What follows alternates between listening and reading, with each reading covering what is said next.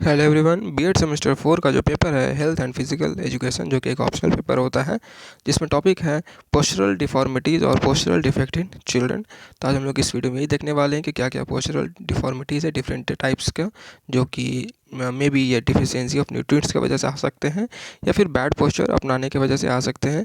और बच्चों का किस तरह का पोस्चर होता है, उसमें क्या बैड पोस्चर है, वो कारण क्या है और इनका रेमेडीज़ क्या क्या है, वो सभी हम लोग देखने वाले हैं। ठीक है, तो वीडियो कंटिन्यू करने से पहले जो भी चैनल बने हैं चैनल को सब्सक्राइब भी कर लें, क्योंकि इस चैनल पे आपको बी एड रिलेटेड सारे नोट्स हिंदी एंड इंग्लिश में मिलते हैं एंड भी अदर स्टडी मटेरियल्स अवेलेबल हैं।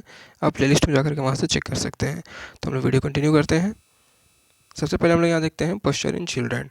Posture is an essential aspect of child life. Okay, a good body posture will bless the child with higher energy levels, confidence and prevents injuries. एक अच्छा posture क्या होगा? सबसे पहले बात हम यहाँ बात करते हैं कि जो पोस्चर का एक इम्पॉर्टेंट एस्पेक्ट है किसी भी बच्चे का ज़िंदगी के लिए। और एक गुड पोस्चर जो होता है वो हमेशा क्या करता है, एक बच्चे में हायर एनर्जी प्रोवाइड करता है, हायर एनर्जी लेवल लाता है। ठीक है, उनके अंदर कॉन्फिडेंस लाता है और उनको इंजुरीज से भी क्या करता है, बचाने का काम करता है। ठीक है, good posture. When children are in growing stages, it is essential to focus on their posture, on their bones and muscles remain in developing stage. जब बच्चे बढ़ रहे होते हैं या जब उनका ग्रोइंग स्टेज होता है, उसमें क्या होता है, यह ध्यान देना ज़रूरी होता है किस स्टेज पे, तो उनका पोस्चर पे। ठीक है, स्पेशली क्योंकि उसमें क्या होता है कि जब डेवलपमेंट स्टेज होता है उसमें बोन्स उनका क्या होता है, नाजुक होता है, सॉफ्ट होता है। बोन्स मसल्स भी क्या होते हैं, सॉफ्ट होते हैं, हार्ड नहीं होते हैं। जिसकी वजह से क्या होता है कि अगर उस जगह पर वो अगर बैड पोस्चर को अपनाते हैं तो बहुत जल्दी उनके बॉडी में डिफेक्ट देखने को मिल सकता है। ठीक है, तो जब डेवलपमेंट स्टेज होता है उस टाइम में उनका बॉडी का पोस्चर सही रखना बहुत ज़रूरी होता है। A bad posture can lead to abnormal growth of the spine and other parts, increasing the possibility of arthritis later in life. अगर बैड पोस्चर अगर अपनाते हैं तो उससे क्या हो सकता है कि अबनॉर्मल ग्रोथ हो सकता है। स्पाइन का हमारा वर्टिब्रा जो है, बैकबोन, उसका भी क्या होता है, अबनॉर्मल ग्रोथ हो सकता है, या फिर कोई भी अदर बॉडी पार्ट्स का, लेग का हो सकता है। ठीक है, शोल्डर का हो सकता है। हमारा बैड पोस्चर की वजह से क्या हो सकता है, अबनॉर्मल ग्रोथ हो सकता है। ठीक है, और अर्थराइटिस जैसे बीमारियों का भी क्या हो सकता है कि प्रॉब्लम उनको फ्यूचर में देखना पड़ सकता है। ठीक है, इसे गुड पोस्चर अपनाना बहुत ज़्यादा ज़रूरी है, स्पेशली बच्चों के लिए। फिर आगे हम लोग देखते हैं causes of bad posture in children that lead to deformities. क्या क्या कारण है बैड पोस्चर का बच्चों में, जो कि डिफॉर्मिटीज़ का कारण भी बन जाता है कभी कभी। सबसे पहले देखते हैं इंजरी।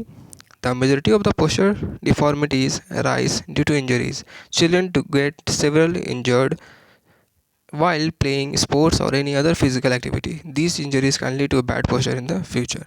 इंजरीज़ कैसे होता है, कभी क्या क्या होता है कि बच्चे क्या होता है खेलने के दौरान या फिर कुछ अदर फिजिकल एक्टिविटी के दौरान क्या होता है कि कभी कभी उनका जो बॉडी पार्ट्स होता है वो कभी कभी क्या होता है, इंजरी के कारण ब्रेक कर जाता है।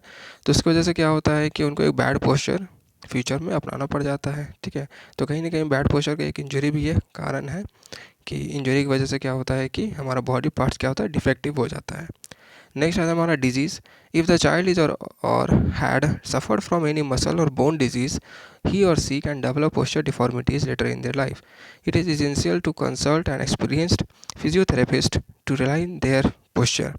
अगर बच्चों में क्या है कि अगर किसी तरह का कोई मसल्स या बोन से रिलेटेड अगर बीमारी है, जो कि डिफिशियंसी की वजह से भी हो जाता है कभी कभी, न्यूट्रिएंट्स की डिफिशियंसी की वजह से, तो कुछ अगर बीमारी है, ठीक है, तो उसकी वजह से भी क्या हो सकता है कि पोस्चर डिफॉर्मिटीज़ देखने को मिल सकता है उनके बच्चों को उनके लाइफ में। ठीक है, इसलिए ज़रूरी है कि फिजियोथेरेपी से रेगुलर क्या करें, कंसल्ट करते रहें और एक गुड पोस्चर को अपनाएं। फिर आगे हम लोग देखते हैं habits. Wrong sitting habits can lead to some serious posture defect in children. They may grasp these habits from their school or friends. Teachers should also come forward and teach the correct sitting and standing posture to the students. Habits, जैसे कि बच्चे क्या होता है, maximum time जो अपना school में ही spend करते हैं। ठीक है, तो अब स्कूल में वो किस तरीके का पोस्चर को अपना रहे हैं, जैसे लॉन्ग टाइम तक वो बैठे हुए रहते हैं बेंचेस पे, तो वो बेंच पे किस तरीके से बैठ रहे हैं, अगर झुक करके बैठ रहे हैं तो क्या होता है, वो हैबिट उनका बन जाता है और उनका शोल्डर क्या हो सकता है, राउंड हो सकता है। ठीक है, तो हैबिट की वजह से भी क्या होता है, कभी कभी कोई डिफेक्ट हो जाता है बॉडी में। ठीक है, स्पेशली बोन्स में ज़्यादा इफेक्ट करता है। ठीक है, तो ये क्या है, टीचर को भी ध्यान देना चाहिए। ठीक है, इस चीज़ पे कि वो एक करेक्ट पोस्चर को अपनाएं, स्कूल में एक करेक्ट सीटिंग अरेंजमेंट और एक करेक्ट सीटिंग पोस्चर को बताएं बच्चों को। ठीक है, और अगर बच्चे खड़े हैं तो किस तरीके से खड़ा रहना चाहिए। ठीक है, ये सभी एक टीचर्स का भी एक ड्यूटी बनता है। नेक्स्ट हमारा weakness. At times, children tend to develop posture defect due to weakness. Children who get ill often are more vulnerable to such deformities. अब कभी कभी क्या होता है कि अगर बच्चे के अंदर वो स्ट्रॉन्ग है ही नहीं, वीक है, ठीक है, तो वो ज़्यादा एफर्ट नहीं लगाते हैं किसी चीज़ पे लगातार कांस्टेंट फोकस करने के लिए। अगर बैक स्ट्रेट करके बैठना है, ठीक है, और कोई बच्चा अगर कमज़ोर है तो वो ज़्यादा एफर्ट नहीं लगा पाएगा क्योंकि वो कमज़ोर है। वो क्या हो सकता है, वो फिर वापस बेंड कर जाएगा, बेंड करके ये बैठेगा, ठीक है। तो वीकनेस भी कहीं ना कहीं कारण हो जाता है कि फ्यूचर में उनको डिफॉर्मिटीज़ का सामना करना पड़ सकता है, ठीक है। तो एक गुड पोस्चर अपनाना ज़रूरी है। तो वीकनेस भी एक कारण हो सकता है बैड पोस्चर का। फिर आगे हम लोग देखते हैं हेरिडेटरी। कभी कभी हेरिडेटरी भी ये प्रॉब्लम देखने को मिलता है। जैसे कभी कभी क्या होता है कि फादर को जो प्रॉब्लम होता है वो बच्चों को भी डिफेक्ट देखने को मिल जाता है। Genes are also a prominent factor that leads to poor posture in children, ठीक है। The posture defect like kyphosis is generally carried forward from one generation to another. Kyphosis क्या है, एक डिजीज़ है जिसमें क्या होता है कि हमारा अपर पार्ट का जो हमारा बैकबोन होता है वो हाईली मोर देन 50 डिग्रीज क्या होता है, बेंड कर जाता है, ठीक है, फॉरवर्ड की आगे की ओर बेंड कर जाता है, जिसकी वजह से क्या होता है कि पीठ हमारा ज़्यादा निकला हुआ दिखता है, ठीक है। तो वो हेरिडिटरी ये प्रॉब्लम आता है एक जनरेशन से दूसरे जनरेशन तक। उसके बाद आता है हमारा obesity. Obesity is a major cause of faulty body posture in children. Overweight children can also face spinal injuries leading to a bone and muscle deformities. Obesities क्या हो सकता है कि जैसे कि बॉडी का ज़्यादा वेट हो जाना, ठीक है। तो जब बच्चे जब नॉर्मल हैं और उनका वेट जब ज़्यादा हो जाएगा तो क्या होगा, उनको बोन्स पे ज़्यादा क्या पड़ेगा, वेट पड़ेगा। तो जब उनका बोन सॉफ्ट है और अगर उनका बोन्स पे ज़्यादा वेट पड़ रहा है तो बोन्स घिस भी सकते हैं, ठीक है। स्पाइनल इंजरीज भी हो सकता है बच्चों में। तो इस तरीके से क्या हो सकता है कि मसल्स डिफॉर्मिटीज़ भी देखने को मिल सकता है बच्चों में ज़्यादा ओवर वेट होने की वजह से। इसे गुड पोस्चर अपनाना ज़रूरी है और बॉडी को मेंटेन करके रखना भी ज़्यादा ज़रूरी है। फिर आगे हम लोग देखते हैं some measures to correct child's posture defects।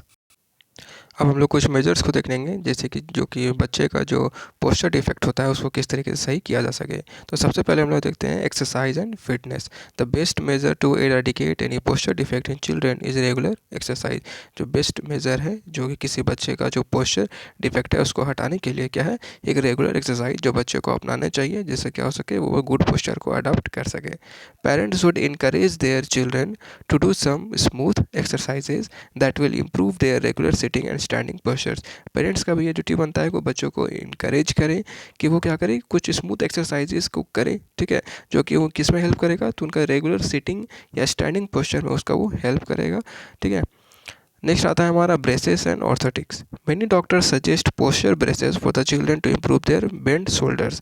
क्या हो सकता है कि जैसे कि डॉक्टर्स क्या होते हैं कभी कभी सजेस्ट करते हैं पोस्चर ब्रेसेस, मतलब क्या, तो ये एक तरह का बेल्ट हो सकता है, ठीक है, जो हमारे शोल्डर में लगाया जाता है। तो क्यों, क्योंकि हमारा अगर शोल्डर अगर बेंड किया हुआ है फॉरवर्ड की ओर तो उसको सीधा स्ट्रेट रखने के लिए तो डॉक्टर्स क्या करते हैं, पोस्चर ब्रेसेस का भी सब क्या करते हैं, सजेस्ट करते हैं। This is very effective method and should be done under the supervision of any expert only, ठीक है। ये बहुत ही अच्छा इफेक्टिव मेथड होता है और ये किसी एक्सपर्ट के सुपरविजन में ही क्या होना चाहिए, इसे यूज़ करना चाहिए, ठीक है।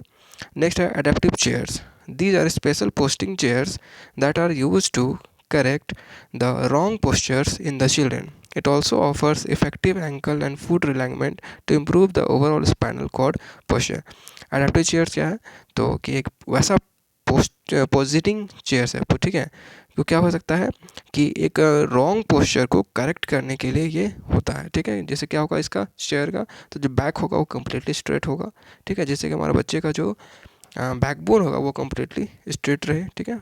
जो चेयर्स का बैक होगा वो बेंड नहीं किया हुआ रहेगा, पीछे की ओर ज़्यादा झुका हुआ नहीं रहेगा, ठीक है। तो ऐसे चेयर्स को अपनाना चाहिए जिससे कि हमारा बच्चे का जो रॉन्ग पोस्चर है उसको करेक्ट किया जा सके और जो एंकल और फुट है उसका भी जो रॉन्ग पोस्चर है उसको सही करने के लिए जो अडेप्टिव चेयर्स है उसका इस्तेमाल किया जाता है, ठीक है। फिर आगे देखते हैं हम लोग पोस्चरल डिफॉर्मिटीज़। अब क्या क्या पोस्चरल डिफॉर्मिटीज़ हैं, तो मेनली हम लोग इसमें आगे हम लोग 5 पोस्चरल डिफॉर्मिटीज़ को देखने वाले हैं। तो सबसे पहले देखते हैं कि posture is the position of an individual's body while standing, sitting, walking, sleeping etcetera.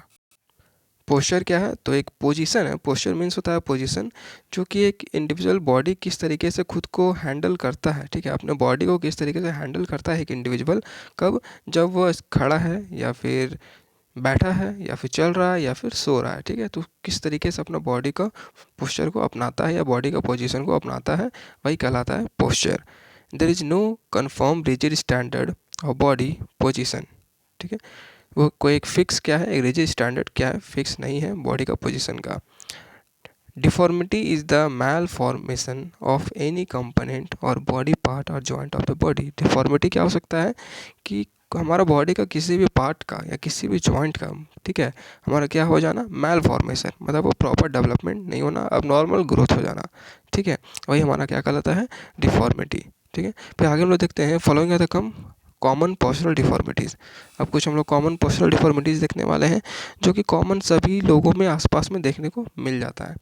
सबसे पहले हम लोग देखते हैं नॉक नीज। तो नॉक नीज को जैसे पहले पढ़ लेते हैं। नॉक नीज और गेनु वेलगम is a postural deformity in which the legs are bent inward and knees strike each other while walking or running. When the child is between 2 and 5 years old and inward turning alignment is normal, the alignment returns to neutral as the child grows. तो इसको deal करने से पहले आप पहले figure देख लें एक बार कि किस तरीके से होता है। एक नॉर्मल लेग ये होता है, ठीक है, जिसमें हमारा क्या है, बोन्स स्ट्रेट है, लेकिन हमारा नॉक नीज वाला में क्या है कि जो हमारा नी है, ठीक है, जो घुटना है वो इनवर्ड की ओर, अंदर की ओर क्या हुआ, बेंड कर गया है, ठीक है। तो ये क्या होता है, ये आपस में चलने के दौरान या फिर दौड़ने के दौरान क्या करेंगे, आपस में स्ट्राइक करेंगे, ठीक है। तो ये हमारा होता है नॉक नीज, ठीक है। हम लोग आते हैं इसमें। तो इसमें क्या होता है कि जो हमारा लेग होता है वो बेंट इनवर्ड, अंदर की ओर क्या होता है, बेंड कर जाता है, और नीज क्या होता है, आपस में स्ट्राइक करते हैं, ठीक है, दौड़ने समय या फिर चलने समय। तो जब कोई बच्चा 2 से 5 साल का एज का होता है तो उस टाइम क्या होता है कि ये जो इनवर्ड की ओर जो अलाइनमेंट होता है वो नॉर्मल हो सकता है। फिर जैसे जैसे बच्चा का प्रॉपर ग्रोथ होगा धीरे धीरे फिर नॉर्मल शेप में आ जाएगा, ठीक है। फिर आगे हम लोग देखते हैं। इस फिगर्स के हेल्प से ज़्यादा बेहतर तरीक़ा से समझ में आ गया होगा कि नॉक नीज क्या होता है। फिर हम लोग देखते हैं नॉक नीज के कारण क्या क्या हो सकते हैं। तो रिकेट्स, जो कि डिफिशियंसी की वजह से ये प्रॉब्लम आता है बच्चों में। फिर ओबेसिटी ड्यूरिंग चाइल्डहुड, बच्चों चाहे बचपन के दौरान ही क्या हो सकता है, ओबेसिटी हो सकता है, ओवरवेट हो सकता है। मस्कुलर और ligaments weakness at early age, muscular और जो लिगामेंट्स है उसका वीकनेस की वजह से भी हो सकता है ये। Fractures and injuries involving the knee joint, घुटने के पास क्या हो सकता है, किसी तरह का कोई फ्रैक्चर या इंजरीज़ की वजह से भी ये प्रॉब्लम देखने को मिल सकता है। लैक ऑफ बैलेंस डाइट, अगर प्रॉपर बैलेंस डाइट नहीं है तो उसकी वजह से भी ये प्रॉब्लम नॉक नीज का देखने को मिल सकता है, या डिफॉर्मिटीज़। फिर फ्लैट फुट, अगर फुट आपका क्या है, फ्लैट है, ठीक है, कंप्लीट प्रिंट अगर पड़ता है आपका फुट का तो उसके वजह से भी ये प्रॉब्लम नॉक नीज का देखने को मिल सकता है। फिर आगे हम लोग देखते हैं प्रिकॉशन, क्या आप सावधानी बरतना चाहिए। Balance diet should be taken. Next है baby should not be force to walk at very early age. उनका क्या हो, अर्ली एज के मतलब कि तुरंत ही, जैसे बच्चे अगर थोड़ा खड़ा होना सीख गए, ठीक है, तो उनको फोर्स नहीं करना चाहिए ज़बरदस्ती चलने के लिए। परफॉर्म प्रॉपर एक्सरसाइज, ठीक है। नेक्स्ट है keep a pillow between the knees and stand erect for some time, ठीक है, पिलो को रखना है दोनों नीज के बीच में और खड़े रहना है कुछ समय के लिए। हॉर्स राइडिंग, इसके हेल्प से भी क्या हो सकता है, नॉक नीज का प्रॉब्लम को हम लोग क्योर कर सकते हैं। फिर आगे हम लोग देखते हैं जो सेकंड है बो लेग्स। बो लेग्स को डिस्कस करने से पहले फिगर से हम लोग देख लेते हैं। ये जस्ट उल्टा है नॉक नीज का, ठीक है, उल्टा। इस पहले वाले में क्या था कि जो हमारा नी था वो इनवर्ड की ओर, अंदर की ओर बेंड किया था, इसमें क्या होगा, आउटवर्ड की ओर जाएगा, बाहर की ओर जाएगा, ठीक है। इसको हम कहते हैं बो लेग। अब इसको देखते हैं। It is a postural deformity, it is opposite to knock knees, ठीक है, ये अपोजिट है किसका, नॉक नीज का, जस्ट जैसे मैंने बताया।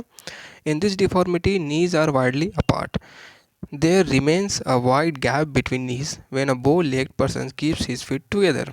जब साथ में अगर अपना दोनों पैर रखता है तो क्या हो सकता है कि दोनों नीज कुछ इस तरीके से देखने को मिल सकते हैं, ठीक है, wide apart.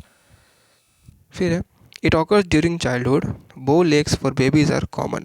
Sometimes parents get afraid about their bow legs baby, but as they grow, their legs start to come in proper shape. If there is bow legs in toddlers, then it is due to lack of nutrition.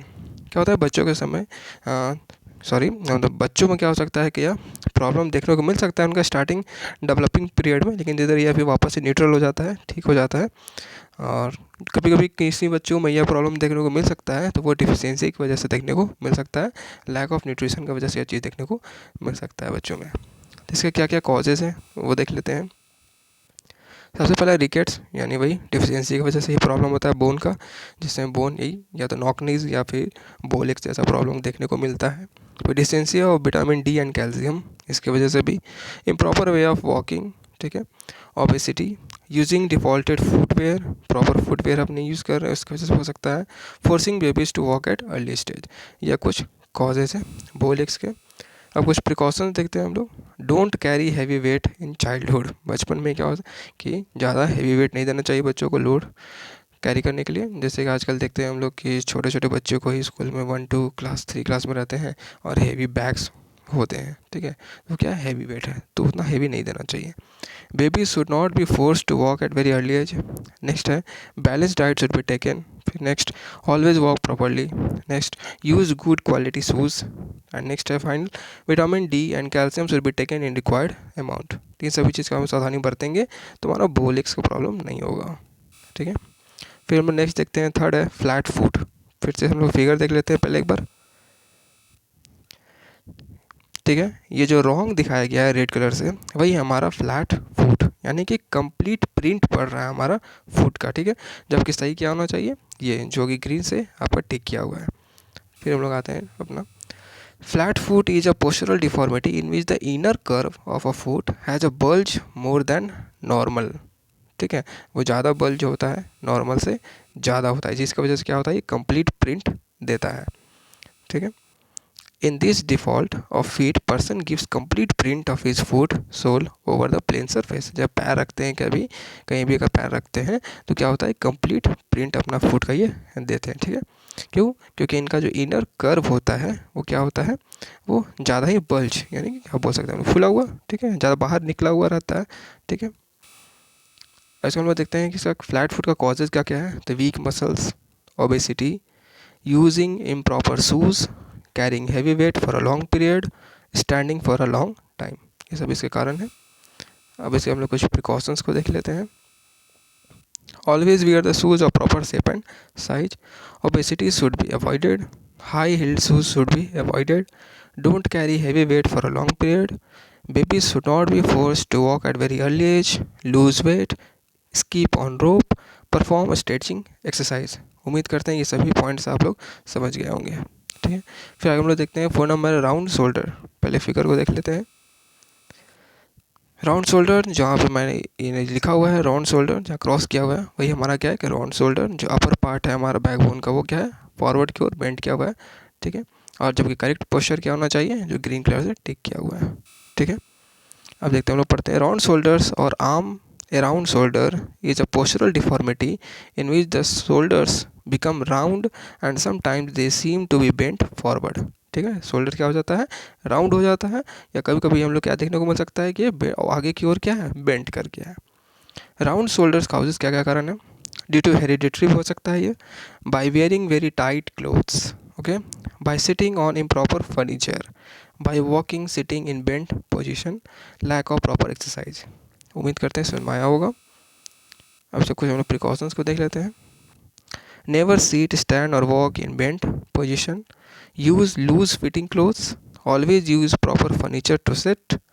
Keep your tips of fingers on your shoulders and encircle your elbows clockwise and anti clockwise direction for same number of time. ये जैसे कि आप लोगों ने कहीं देखा भी होगा योगा में कि क्या होता है इसमें कि हमारे फिंगर्स को कहाँ रखना है, हमारा शोल्डर पे, और इसको हम लोग क्या करना है, सर्कल वे में हमको क्या करना है, इसको रोटेट करना है क्लॉकवाइज और एंटी क्लॉकवाइज डायरेक्शन में, ठीक है। ये एक्सरसाइज हो गया जिसकी वजह से हम लोग राउंड शोल्डर प्रॉब्लम को ठीक कर सकते हैं। फिर हम लोग देखते हैं 5 नंबर है kyphosis. Kyphosis is a forward rounding of upper back, ठीक है। Some rounding is normal but the term kyphosis usually refers to an exaggerated rounding more than 50 degrees. This deformity is also called round back और hunchback, ठीक है। जैसे आपने एक word सुना होगा कुब्बड़, ठीक है, ये सुना होगा ये वर्ड। जैसे कि हमारा जो एक नॉर्मल स्पाइन इस तरीके से होता है जो लेफ्ट में है, और राइट में है क्या ये डिफॉर्मिटी है, जिसमें क्या है कि अपर जो बैक है वो ज़्यादा ही क्या मोर देन 50 डिग्रीज क्या गया है, ये मुड़ गया है, ठीक है। तो ये हमारा प्रॉब्लम है कैफोसिस का, ठीक है, जिसमें उसे हम लोग हंच बैक भी कहते हैं, ठीक है। या डिफॉर्मिटी ज़्यादा देखने को मिलते हैं हम लोग को, ओल्ड एज में ज़्यादा ये प्रॉब्लम देखने को मिलता है। कैफोसिस काउजेस ये किस वजह से होता है? तो मैल न्यूट्रिशन की वजह से हो सकता है। कैरिंग हैवी लोड्स, अगर कुछ ज़्यादा ही आप लोड कैरी कर रहे हैं और झुक करके चल रहे हैं तो ये फ्यूचर में देखने को ऐसा प्रॉब्लम हो सकता है। Improper furniture, weak muscles, bending while walking, झुक करके चलना, wearing shapeless and tight clothes due to hereditary, ये प्रॉब्लम देखने को मिल सकता है। ठीक है, उसके बाद हम लोग देखते हैं क्या क्या प्रिकॉशंस हो सकते हैं। Adopt correct posture, wear loose cloth, use suitable furniture. ठीक है, इसका ये प्रिकॉशंस था। तो उम्मीद करता हूँ कि ये नोट्स आपको समझ में आए होंगे और ये आपके लिए हेल्पफुल रहे होंगे। ठीक है, अगर आप चैनल पर नए हैं तो चैनल को सब्सक्राइब भी कर लें। ओके, और अपने दोस्तों के पास भी इसे ज़रूर शेयर करें, लाइक करें, और किसी तरह का कोई प्रॉब्लम है तो आप कमेंट ज़रूर करें। ठीक है, तो मिलते हैं हम लोग नेक्स्ट वीडियो में।